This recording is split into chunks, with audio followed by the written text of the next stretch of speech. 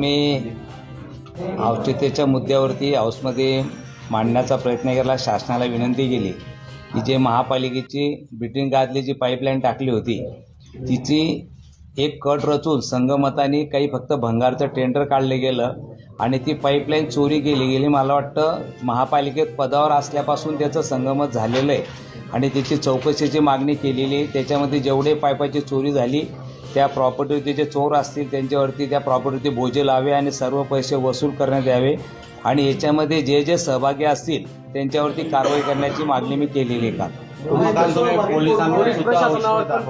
पोलिसांवरती याच्यावरती विश्वास दावला कारण तालुक्याचे जे शर्मा तिथे पोलीस निरीक्षक होते त्यांनी ज्या वेळेला फिर्याद नोंदत असताना जो आरोपी अग्रवाल पकडला गेला त्यांनी धडधडीत सुनील सुपडो महाजन नाव सांगितलं, पण यांनी त्यावेळेला एक सुनील वामन महाजन व्यक्ती कुठेतरी आला आणि सुनील वामन महाजन असं नाव घ्या फिर्यादीत असं त्यांनी त्या टाकण्यात आलं. ते नाव सुद्धा घेतलं गेलं. आम्ही नंतर आमच्या लक्षात आल्यानंतर आम्ही गावी साहेबाशी बोललो. मग परत त्यांनी शर्मा साहेबाकडे स्वतः गावी साहेब पोलीस स्टेशनला गेले, तालुक्या पोलीस स्टेशनला, आणि त्या FIR नाव खोडून ते नाव टाकण्यात आलं. एखाद्या वेळेला जो आरोपी नाव सांगतोय की आमचा मेन सूत्रधार कोण आहे त्याच्यामध्ये मोबाईलमध्ये त्यांचे याचा जो अग्रवालचा मोबाईलचा डाटा चेक केला त्याच्यामध्ये सुपडू सुनील महाजनचे कॉल डिटेल झालेले आहे. त्यांनी त्याच्याशी संपर्क केलेला आहे. JCB कोणी बोलवलेलं आहे, शेतकऱ्यांना कोणी फोन केलेले आहे, सर्व त्याच्या मोबाईल डाटामध्ये आलेलं आहे. एवढं प्रूफ असताना सुद्धा पोलिसांनी पाठीमागे घालण्याचं काम केलं. नाव चुकीचं घेण्यात आलं म्हणून मी ते पोलिसांचं सुद्धा हाऊसमध्ये मांडलं. शेवट आमची मागणी जर कोणी नसेल तर आम्ही विनाकारण कोणावरती कारवाई करा असं करणार नाही, पण याच्यात कोणी का असेना कोणी सुट्टा कामा नाही. ही महापालिकेची प्रॉपर्टी मला वाटतं जनतेच्या पैशातून टाकलेली गेली प्रॉपर्टी असते. आज जनतेची पैशाची लूट होऊ नये म्हणून आम्ही तिची मागणी केलेली. आम्हाला तुम्ही जागेबद्दल आपण पहिल्यांदा सुनील सुपडू महाजन म्हटलं, नंतर सुनील महाजन म्हटलं. नाही त्यांनी मांडलं मी की सुनील वामन जे महाजन आहे ना. हे झालं बोलताना अच्छा, मामा नगररचना विभागाच्या एकाच अधिकाऱ्यावर आपण काल आरोप केला. त्याचा तर मी पुरावासहित देणार आहे की त्यांच्या बाईच्यावरती 99 लाखाचा प्लॉट कन्या शाळेच्या समोर त्यांनी खरेदी केलेला आहे आणि तो प्लॉट 40 वर्षापूर्वीचा रस्ता होता. तो लेआउट रिवाईज केला त्यांनी.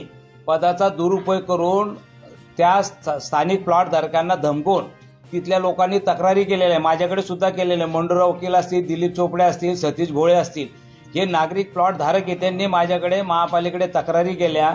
तिथला त्यांनी रस्ता बंद केला. तो प्लॉट रिवाईज करून मला वाटतं की मला माहिती माझ्याकडे तक्रार झालेली आणि यांनी स्वतःच्या पत्नीच्या नावावरती तो प्लॉट 99 लाखाचा प्लॉट खरेदी केलेला आहे.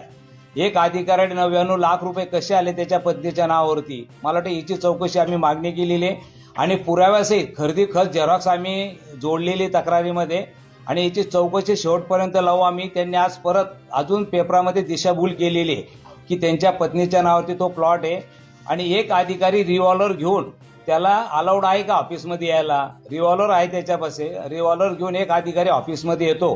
मला वाटतं याची सुद्धा मी रिव्हॉल्वर घेऊन एक अधिकारी ऑफिसमध्ये येतो. मला वाटतं याची सुद्धा मी चौकशीची मागणी कराल की रिव्हॉल्वर त्याला कोणत्या बेसवरती मिळाली आणि रिव्हॉल्वर ऑफिसमध्ये घेणं येऊन अलाउड आहे का नाही याची सुद्धा आम्ही मागणी करणार भविष्यात. दिगेश तायडे नाव आहे त्याचं. दिगेश तायडे नाव सुद्धा घेतलेलं आहे मी. दिगेश तायडे या नगररचना विभागाच्या अपहारात सहभागी आहे की अजून मोठे मी हे सुद्धा आहे. हे जे भंगार चोरचे आरोप आहे ना हे सुद्धा सहमत आहे त्याच्यात. ऐकून घ्या. हे याच्यात बघा आपण 15व्या मजल्यावरती आहात आपण. ऐकून घ्या. 15वा मजला पत्रकारांसाठी काही नवीन नाहीये. ऐकून घ्या.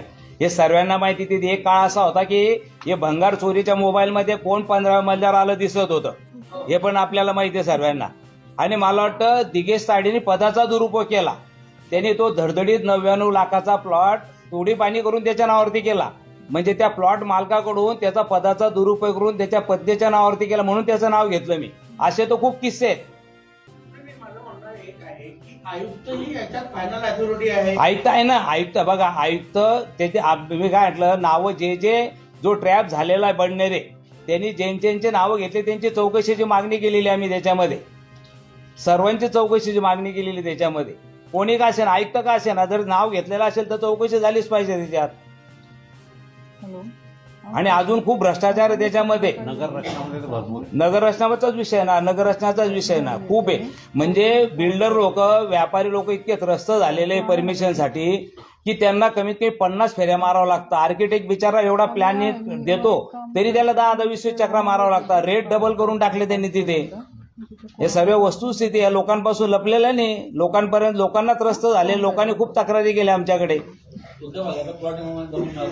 हा कन्याशाळेच्या समोर रस्त्यावरचा प्लॉट आहे. 40 वर्षाचा रस्ता लोक वापरत होते. 40 वर्षापासून लोक वापरणारा रस्ता त्यांनी प्लॉट रिवाईज केला आणि तो प्लॉट त्यांनी करून त्यांच्या स्वतःच्या पत्नीच्या नावावरती खरेदी केलेला आहे. परत मामा तुम्ही जे सांगितलं की बाबा त्यांनी रेट दुप्पट केले, तर अधिकारी म्हणतात की बा आम्हाला बसण्यासाठी बी खूप पैसे मंत्र्यांना द्यावं लागतं बा, त्याच्यामुळे हे ते रेट मग अधिकाऱ्यांना सांगावं ना, ज्याला दिलं त्याचं नाव सांगावं त्यांनी. ज्यांनी दिलं त्यांनी सांगावं अधिकाऱ्यांनी. कोणाला दिले असतील तर नाव सांगा अधिकाऱ्यांनी.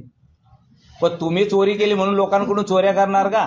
हा, हे कोणत्या नियमात बसतं? अधिकारी असंच सांगतात. ते सांगतात की बघा, येणारे मंत्री कोण आपल्या जिल्ह्यात त्याच्या बघा, अधिकाऱ्याच्या घरी कोणी गेलं होतं का तू इथे यायला? त्याला हौस होती, तो आला, त्याने देऊन आला असेल तर आला असेल.